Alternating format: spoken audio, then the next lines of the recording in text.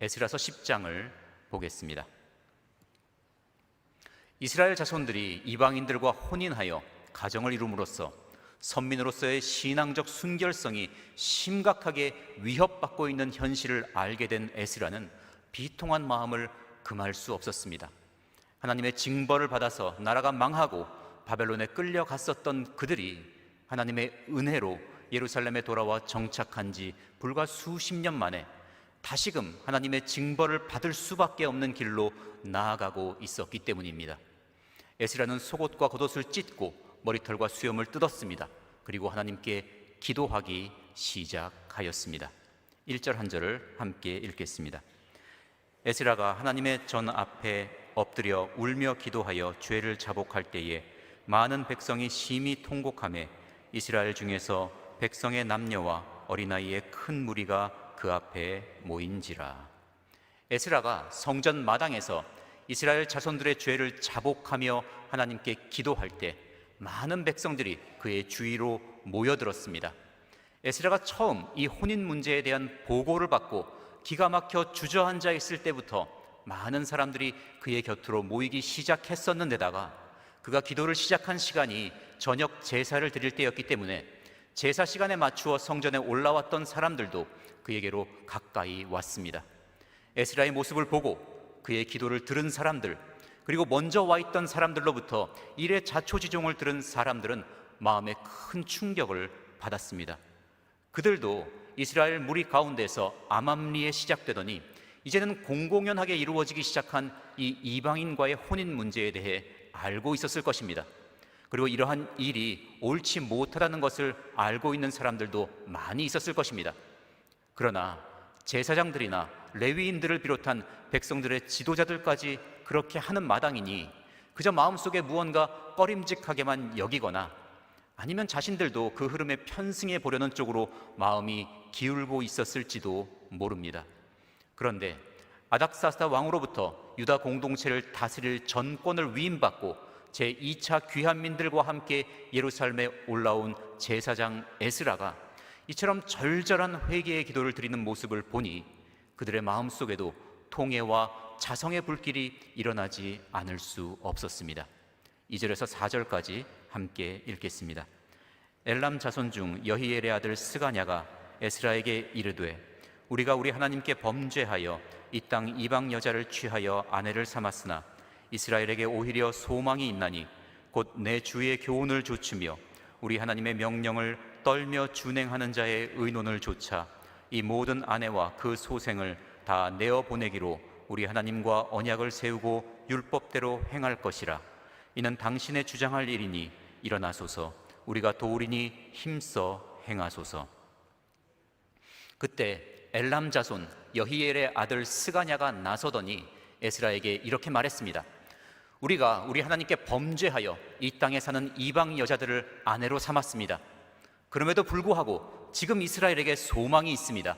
이제 우리가 제사장님의 가르침과 우리 하나님의 명령을 두려워하는 사람들의 권면을 조차 이 모든 아내와 그 소생을 다 내어 보내기로 우리 하나님께 서약하고 율법대로 행할 것입니다. 이제 일어나십시오. 이 일은 제사장님에게 달려 있습니다. 우리가 함께 할 것이니 힘을 내십시오. 이 스가냐가 누구인지는 확실치 않습니다. 이방 여인과 결혼한 사람들의 명단이 기록된 본문의 후반부 26절에 엘람 자손 여히엘이 있기 때문에 이 스가냐가 이방 여인과 결혼한 여히엘의 아들이라고 추정하기도 합니다. 그러나 여히엘과 스가냐 모두 당시에 매우 흔한 이름이었기 때문에 이 기록만으로는 여기에 기록된 스가냐의 아버지 여히엘이 26절에 기록된 이방 여인과 결혼한 그 여히엘과 동일한 인물인지는 확인할 수 없습니다. 더욱이 이 스가냐가 이방 여인과의 통혼을 적극적으로 비판했다는 점을 생각해 보면 이 스가냐의 아버지인 여히엘은 26절에 기록된 인물과는 동명이인일 것입니다. 앞선 9절에서 우리는 에스라가 이스라엘 자손들의 죄를 자복하며 하나님께 전심으로 기도하는 장면을 보았습니다. 그때 에스라는 차마 하나님께 자신들의 죄를 용서해 달라고 직접적으로 아뢰지도 못하였습니다. 그런데 여기서 갑자기 스가냐라는 사람이 나서서 이스라엘 자손들이 잘못을 회개하고 율법을 지킬 것이며 이미 결혼한 이방 여인들과 그 소생까지도 다 내어보내겠다고 다짐하며 선언하였습니다. 그리고 에스라에게 이 일을 주관하여 달라고 요청하였습니다. 이것은 성령께서 스가랴의 마음을 감동하셨기 때문에 가능한 일이었습니다. 하나님께서 에스라의 간절한 기도가 하나님의 보좌에 상달되었음을 이렇게 보여주신 것입니다. 스가랴는 이스라엘 자손들에게 소망이 있다고 하였습니다. 참으로 그렇습니다. 회개하는 자에게 소망이 있습니다. 하나님의 긍휼히 여기심을 얻을 소망이 있습니다. 하나님께 용서를 받을 소망이 있습니다. 선지자 이사야는 기록하기를 악인은 그 길을, 불의한 자는 그 생각을 버리고 여호와께로 돌아오라. 그리하면 그가 긍휼히 여기시리라. 우리 하나님께로 나아오라. 그가 널리 용서하시리라 하였습니다. 5절 한 절을 함께 읽겠습니다. 이에 에스라가 일어나 제사장들과 레위 사람들과 온 이스라엘에게 이 말대로 행하기를 맹세하게 하매 무리가 맹세하는지라. 스가랴의 다짐을 들은 에스라는 즉시 그 자리에서 일어났습니다. 그리고 모인 백성들에게 이 말, 즉 스가랴가 말한 것에 동의하며 그대로 준행할 것이라면 그것을 맹세하라고 요구하였습니다. 그러자 그곳에 모인 모든 사람들이 즉시 그렇게 하겠다고 대답하며 맹세하였습니다. 아마도 스가랴가 나서기 전에 성전 마당에 모여있던 사람들 사이에서 이 일에 대한 명시적 혹은 묵시적인 동의가 있었을 것이라고 추측해 볼 수 있습니다. 처음에 에스라에게 나와왔던 사람들은 이방인과 통혼하는 문제의 심각성을 알고 이를 그에게 보고하러 왔던 사람들이고, 에스라가 옷을 찢고 앉아있을 때 나와왔던 사람들도 이 문제에 공감하는 사람들이었을 것이며, 이제 저녁 제사 시간에 맞춰 성전에 올라온 사람들도 다른 이들보다 더 투철한 신앙을 가진 사람들이었을 것이기 때문입니다. 여하튼 그들은 잘못을 깨닫고 회개하며 그 열매를 맺는 일에 적극적인 사람들이었습니다. 그들은 회개의 기회가 왔을 때 그것을 힘껏 붙들었습니다. 우리는 이들의 이러한 회개에 대한 감수성과 적극성을 본받아야 합니다. 누구나 잘못을 저지를 수 있습니다. 그렇지 않으면 참 좋겠지만 때로는 잘 알지 못하여서, 때로는 유혹에 넘어져서, 때로는 그것이 잘못된 것임을 알면서도 스스로 자신의 양심을 무디게 만들면서 죄악된 길로 가기도 합니다. 그러다가 말씀을 읽고 묵상하는 중에, 기도하는 중에, 다른 사람의 충고나 권면을 통해, 설교를 통해, 찬송하는 중에 성령께서 역사하셔서 우리를 책망하시는 순간이 있습니다. 그때가 바로 여기 에스라 앞에 모인 사람들처럼 결단하고 행동할 때입니다. 그렇게 할 때 하나님의 용서와 회복의 은혜가 임하는 것입니다. 다윗은 자신의 충직한 신하인 우리아의 아내 밧세바를 취하고 그 일로 인해 그녀가 임신하자 그 남편인 우리아를 치열한 전투의 선두에 세워 죽게 만들었습니다. 이로 말미암아 그는 하나님의 무서운 징계를 받았습니다. 그리고 밧세바와의 사이에서 태어난 그 아이는 죽고 말았습니다. 하지만 이렇게 추악하고 큰 죄를 지었음에도 불구하고 그는 이스라엘의 역사에 위대한 왕으로서 자리매김하고 있으며 하나님과의 관계에 있어서 모본이 되는 인물로서 기록되고 있습니다. 그 이유가 무엇입니까? 그 이유는 선지자 나단이 그를 찾아와 하나님의 메시지를 전하며 그의 죄를 지적했을 때 그가 즉시에 자신의 죄를 인정하고 회개하였기 때문입니다. 자신의 잘못을 깨닫는 감수성과 함께 회개의 기회를 붙잡는 적극성을 가질 때 하나님께서 베푸시는 용서와 회복의 은혜를 체험하게 되는 것입니다. 6절 한 절을 함께 읽겠습니다. 이에 에스라가 하나님의 전 앞에서 일어나 엘리야십의 아들 여호하난의 방으로 들어가니라. 저가 들어가서 사로잡혔던 자의 죄를 근심하여 떡도 먹지 아니하며 물도 마시지 아니하더니. 이제 모든 준비가 갖추어졌습니다. 에스라 앞에 모인 사람들은 그와 일심동체가 된 것처럼 자기 민족의 죄를 애통하며 하나님 앞에 그 죄를 자복하고 모든 잘못을 바로잡고 돌이키겠다고 맹세하였습니다. 그런데 그들의 맹세를 들은 에스라는 돌이켜 성전의 양쪽에 있는 방들 가운데 한 곳으로 들어갔습니다. 그리고 금식하며 기도하기 시작했습니다. 이러한 장면은 마치 그가 바벨론을 출발하기 전 예루살렘으로 돌아가고자 하는 모든 백성들이 다 모였을 때 귀환을 위한 실무를 진행하기에 앞서서 금식을 선포하였던 것을 생각나게 합니다. 지금도 에스라는 이 중차대한 일을 앞두고 먼저 금식하며 하나님께 나아갔습니다. 이처럼 매사에 먼저 간절하게 하나님의 도우심을 구하는 에스라의 신앙을 우리가 본받아야 할 것입니다. 전에 바벨론의 아하와 강가에서 금식하며 기도했을 때 그는 모든 백성들이 예루살렘까지 무사히 갈 수 있도록 간구했었습니다. 본문에 그의 기도 내용이 구체적으로 기록되어 있지는 않지만 우리는 그가 이번에 금식하며 하나님께 무엇을 아뢰었을지를 짐작할 수 있습니다. 그는 우상 숭배와 직결되는 이방 여인과의 결혼이 광범위하게 이루어지는 현실로 인한 자신의 슬픔을 하나님께 아뢰었을 것입니다. 이 일로 인하여 다시금 이스라엘 자손들을 이방의 땅으로 쫓아내시지 말아달라고 간구했을 것입니다. 자신에게 하나님께서 힘과 권세를 주셔서 백성들을 잘 통솔하여 이 문제를 해결할 수 있게 해달라고 기도했을 것입니다. 그리고 완악하고 강팍한 마음으로 회개를 거부하거나 인간적인 정에 이끌려 차마 아내와 아이들과 헤어지지 못하여 멸망길로 가는 사람이 한 사람도 없게 해달라고 간구하였을 것입니다. 에스라가 성전 마당에서 하나님께 기도하기 시작한 시간은 저녁 제사 드릴 때, 즉 오후 3시경이었습니다.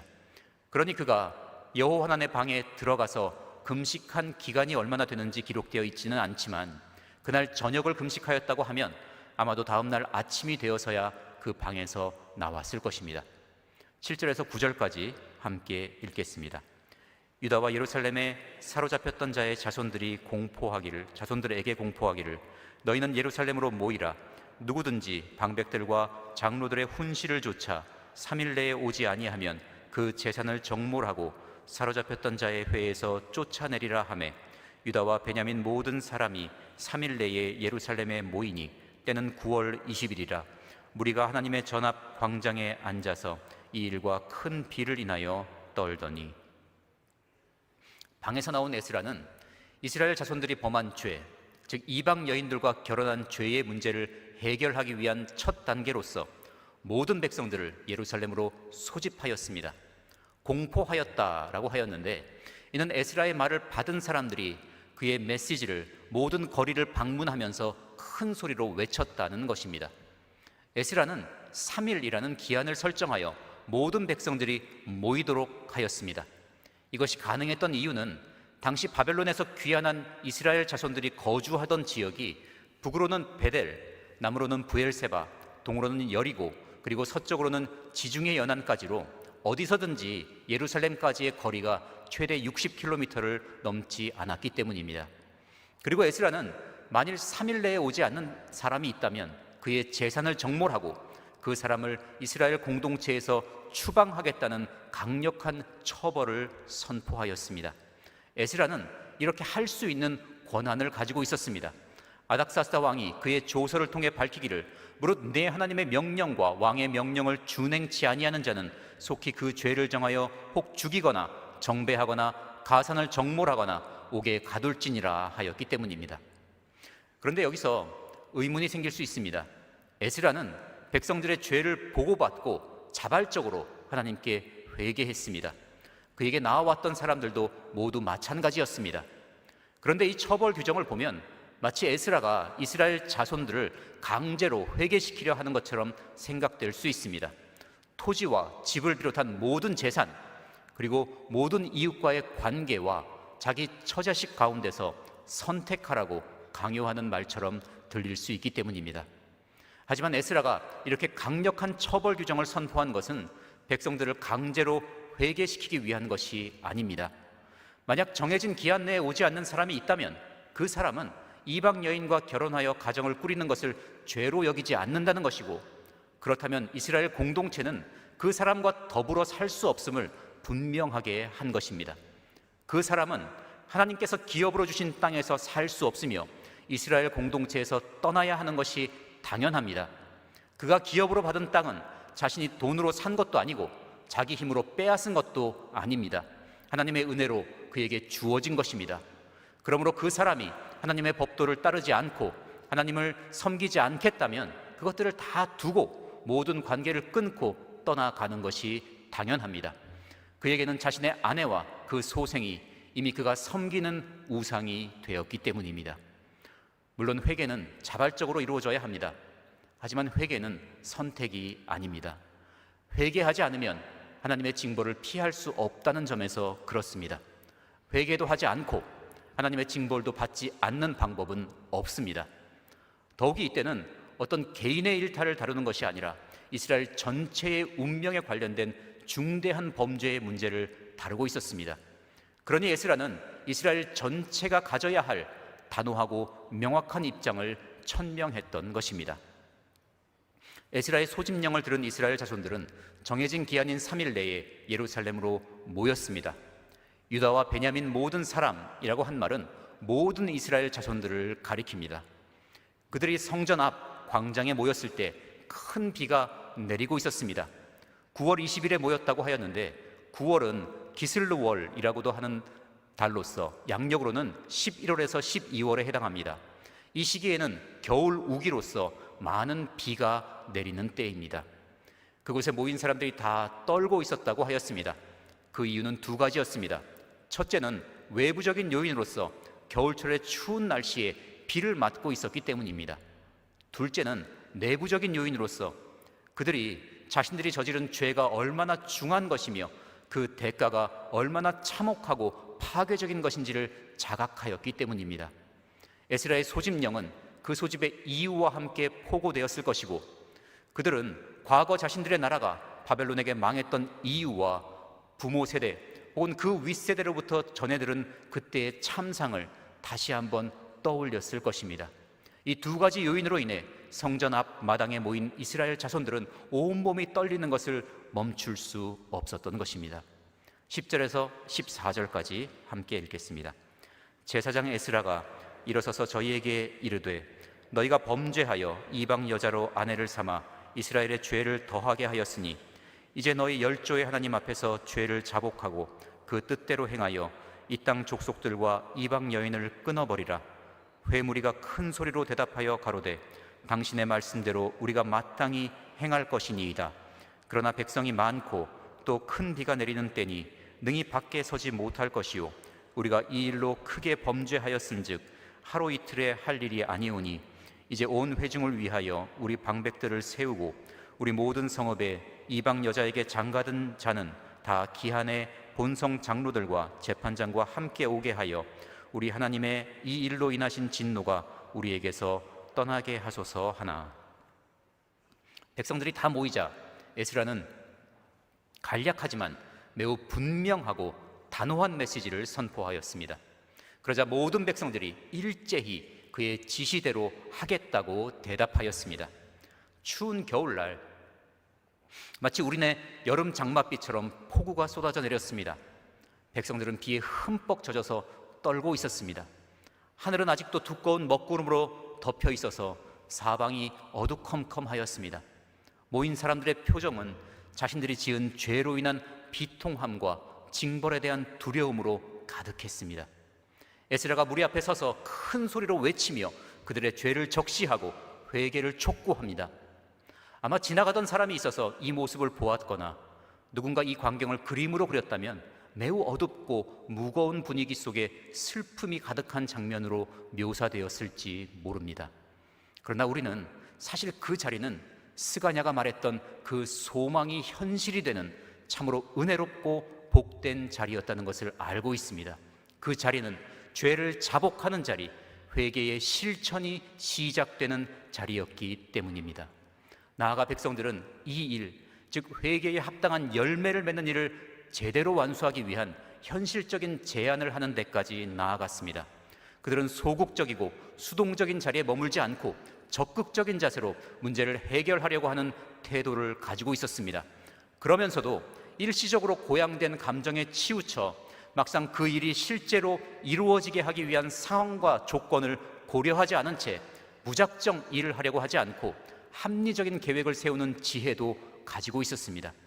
그들의 제안은 예루살렘에 남아서 에스라와 함께 백성들이 행한 일의 시시비비를 가리고 최종적인 판단을 내릴 방백들을 임명하고, 그곳에 모인 무리들은 일단 해산하여 각자의 성읍으로 돌아간 후에 각 성읍의 장로들과 재판장들이 그 성읍에서 이방 여인들과 결혼한 사람들을 정해진 기한에 예루살렘으로 데리고 오게 하는 것이었습니다.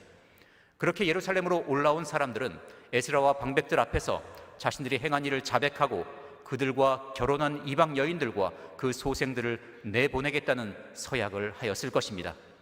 그리고 그들을 데리고 왔던 각 성읍의 장로들과 재판장들은 그 일의 증인이 되고 그들이 자기 성읍으로 돌아가서 과연 그 서약을 제대로 이행하는지를 점검하였을 것입니다. 15절 한 절을 함께 읽겠습니다. 오직 아사엘의 아들 요나단과 디과의 아들 야스야가 일어나 그 일을 반대하고 무슬람과 레위 사람 삽부대가 저희를 돕더라. 백성들의 이런 제안이 논의되고 있을 때 요나단과 야스야가 그 일을 반대하고 나섰습니다. 그런데 이 구절만 놓고 보면 이 두 사람이 반대했던 그 일이 무엇인지가 분명하지 않습니다. 그들이 반대했던 것이 백성들의 제안이었을 수도 있고 에스라가 내린 조치, 즉 이방 여인들과 그 소생들을 내보내라는 것이 될 수도 있습니다. 또한 무슬람과 삽부대가 저희를 도왔다고 하였는데 이들이 도운 저희가 누구인지도 이 문맥상 분명하지 않아서 요나단과 야스야가 될 수도 있고 나머지 백성들이 될 수도 있습니다. 그렇지만 10장 전체의 맥락과 15절의 전후 상황을 종합하여 판단해 보면 요나단과 야스야가 반대했던 그 일은 백성들의 제안으로 보는 것이 자연스럽습니다. 그들은 백성들의 제안대로 행했을 경우에 일이 지연되다가 결국 무산되고 말지도 모른다는 생각에 당장 그 자리에서 이방 여인과 결혼한 사람들을 다 색출해내어야 한다고 주장했던 것입니다. 그러나 그들의 의견에 동조하는 사람은 무슬람과 삽부대뿐이었습니다. 그래야 백성들의 제안이 에스라에 의해 수용되었습니다. 16절, 17절을 함께 읽겠습니다. 사로잡혔던 자의 자손이 그대로 한지라. 제사장 에스라가 그 종족을 따라 각기 지명된 족장 몇 사람을 위임하고 10월 초하루에 앉아 그 일을 조사하여 정월 초하루에 이르러 이방 여인을 취한 자의 일 조사하기를 마치니라. 마침내 이방 여인과 결혼한 이스라엘 사람들에 대한 조사가 시작되었습니다. 10월 초하루에 시작된 조사는 3개월이 지난 정월 초하루에 마무리되었습니다. 18절에서 44절까지 함께 읽겠습니다. 제사장의 무리 중에 이방 여인을 취한 자는 예수와 자손 중 요사닥의 아들과 그 형제 마아세야와 엘리에셀과 야립과 그달랴라. 저희가 다 손을 잡아 맹세하여 그 아내를 보내기로 하고 또 그 죄를 인하여 순양 하나를 속건제로 드렸으며 또 임멜 자손 중에는 하나니와 스바랴요 하림 자손 중에는 마아세야와 엘리야와 스마야와 여히엘과 우시야요 바수울 자손 중에는 엘료에네와 마아세야와 이스마엘과 느다넬과 요사밧과 엘라사였더라. 레위 사람 중에는 요사밧과 시므이와 글라야라 하는 글리다와 부다히야와 유다와 엘리에셀이었더라. 노래하는 자 중에는 엘리야십이요 문지기 중에는 살룸과 델렘과 우리였더라.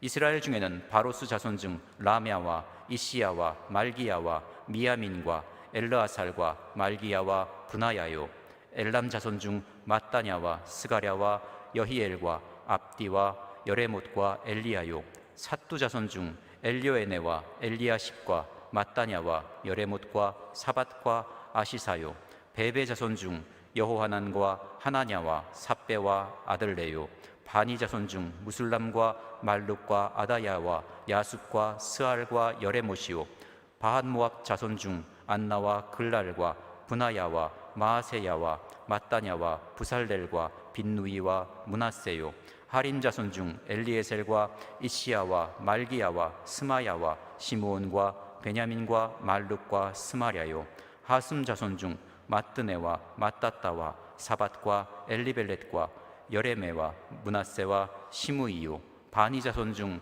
마아데와 아므람과 우엘과 분하야와 베드야와 글루히와 와냐와 무레못과 에랴십과 마따냐와 마뜨네와 야하수와 바니와 빈누이와 시므이와 셀레마와 나단과 아다야와 막나드베와 사세와 사레와 아사렐과 셀레미아와 스마랴와 살름과 아마랴와 요셉이요 느보 자손 중 여이엘과 마띠디야와 사밧과 스비네와 잇도와 요엘과 분하야더라. 이상한 모두 이방 여인을 취한 자라. 그 중에 자녀를 낳은 여인도 있었더라. 이방 여인과 결혼한 사람들의 명단이 가문별로 기록되었습니다. 대제사장의 가문에서 4명, 제사장의 가문에서 13명, 레위인들 가운데서 6명, 노래하는 자들 중에서 1명, 문지기들 중에서 3명, 그리고 일반 백성들 중에서 86명으로 모두 113명입니다. 18절에 예수와 자손 중 요사닥의 아들과 그 형제라고 되어 있는 부분은 요사닥의 아들인 예수와의 자손들과 그 형제라고 번역하는 것이 맞습니다. 이 예수와는 스룹바벨과 함께 제1차 귀환단을 이끌었던 그 대제사장 예수와입니다. 그의 가문에서조차 이방 여인과 결혼하여 가정을 꾸린 사람들이 있었다는 것은 당시 이스라엘 자손들이 이방인과 결혼하는 이 문제를 얼마나 가볍게 여겼는지를 단적으로 보여주고 있습니다. 에스라부터 온 백성들이 다 예루살렘에 모여서 통회하며 대대적인 조사를 벌린 것에 비해서는 실제로 이방 여성과 결혼한 사람들의 수가 그리 많지 않다고 생각할 수도 있습니다. 그러나 그 죄의 파급력을 생각해 보면 이 113명은 결코 적은 규모가 아닙니다. 아마 그대로 한 세대만 지나갔다면 이방인과의 혼인 문제는 이스라엘 자손들 사이에서 매우 자연스러운 일이 되었을 것이고, 그로 인해 침투한 우상 숭배 그리고 그와 관련된 이방의 풍습들은 사람들의 생활 속에 깊이 스며들어 돌이킬 수 없는 지경에 이르고 말았을 것입니다. 그렇게 성경이 적은 누룩이 온 덩어리에 퍼지는 것을 알지 못하느냐라는 말씀으로, 그리고 악은 모양이라도 버리라라는 말씀으로 죄를 가볍게 보지 말고 철저히 멀리하라고 말씀하고 있는 것입니다. 에스라의 지도하에 이스라엘 자손들은 큰 결단을 신속히 내렸습니다. 그리고 과감한 실천을 단행하였습니다. 우리도 죄의 문제를 대처하는 데 있어서 이러한 결단력과 신속함을 본받아야 할 것입니다. 에스라서를 통해 우리는 언약하신 말씀을 반드시 이루시는 하나님의 신실하심을 보았습니다. 사람의 생각으로는 절대로 불가능해 보이는 일도 단 한 사람을 통해 가능하게 하시는 하나님의 능하심과 그 기이하신 손길을 보았습니다. 범죄한 이스라엘 자손들을 고토로 인도하셔서 회복시키시는 그 크신 사랑도 보았습니다. 그리고 놀라운 은혜를 체험했음에도 다시금 신속히 죄악된 길로 빠져들어가는 인생들의 어리석음과 나약함도 보았습니다. 그럼에도 불구하고 에스라를 세우시고 보내셔서 또 다시 회개의 기회를 주시고 용서해 주시는 하나님의 은혜가 참으로 놀랍습니다. 성도 여러분, 그들이 받았던 것보다 더 크고 더 풍성한 은혜가 예수 그리스도 안에서 여러분과 저에게 주어져 있습니다. 성령께서 오셔서 항상 우리와 함께하고 계시기 때문입니다. 이것을 기억함으로 늘 감사하며 성령님을 더욱 깊이 의지함으로 언제나 하나님께 영광 돌리는 삶을 사시기를 주님의 이름으로 축원합니다. 기도하겠습니다. 에스라서를 통해 하나님의 놀라우신 사랑과 능력과 신실하심을 다시 한번 깨닫게 하시니 감사합니다. 저희들도 에스라처럼 하나님의 말씀을 배우며 실천하며 살아가기 원합니다. 항상 하나님을 앙망하며 올바른 순서로 모든 일들을 해나가기를 원합니다. 말씀에 비추어 잘못을 깨달으면 단호하게 돌이켜 하나님을 기쁘시게 하는 회개의 열매를 맺는 삶을 살기 원합니다. 지금까지 상고한 에스라서의 모든 말씀들이 저희들이 걸어가는 길에 빛이 되고 발에 등불이 되게 하여 주시옵소서. 주 예수 그리스도의 이름으로 감사하며 기도합니다. 아멘.